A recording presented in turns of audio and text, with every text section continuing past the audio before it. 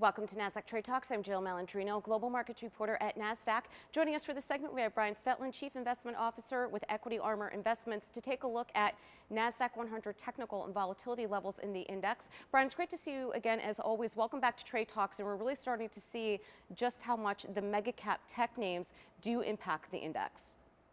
Yeah, they really do. I mean, we're seeing names like Apple and Nvidia have pretty rough days today, especially Apple, with a lot of the news coming out of China saying that they may impose some restrictions on the amount of sales of iPhones there. So certainly those big mega cap tech names that have done so well this year and basically carried the Nasdaq 100 are now starting to fail us a little bit, and that's why you're seeing the index trade off, and you're seeing a little bit more volatility come back into this market right now.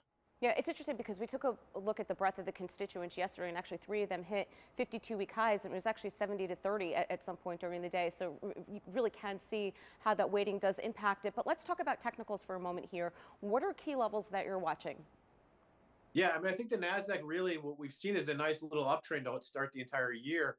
That uptrend sort of finds some support around this 15,000 level in the Nasdaq 100. And when we see volatility levels sort of dip down to where they are and sort of get a little bit more tame, you get a lot of traders that are more, willing to sort of buy the dip and step into the market rather than sell out of a bear market, rally, let's say in the market. So 15,000 is certainly a level that I think, I would be looking to add there. But if we break that level, there's really not a whole lot of support all the way down to 14,750. So you've got to be a little bit careful, because we're starting to really see this topping pattern, what a lot of technical traders like to call a head and shoulders top, starting to form in the Nasdaq 100. And so we break 15,000, then we get down to 14,750. Below there's a whole lot of whoosh down to 13,000, where there's not a whole lot of support. So you've got to just be cognizant of these levels if I was going to look to step in. So if volatility levels are low, and they do feel low from the kind of trading activity we've seen over the past few days, past couple of weeks, doesn't it make sense to own in the options market at this point? It almost does, Jill, because what we see a lot of times is when we see volatility this low, now the rubber band has been stretched further and further. So when a volatility event does occur, those volatilities, those implied volatilities of options can go up 100%. We've seen that happen before. And the Nasdaq 100 realized movement right now is at a 15% annualized volatility. What does that mean? That's about 1% daily moves is sort of the norm. If we start to see 2% daily moves, that's where you get that sort of explosion, that lack of liquidity. So right now, there's sort of this calm before any storm can come. And to me, that makes a lot of sense to sort of own a call option if you want to play the upside, or buy a put or a put spread to protect the downside.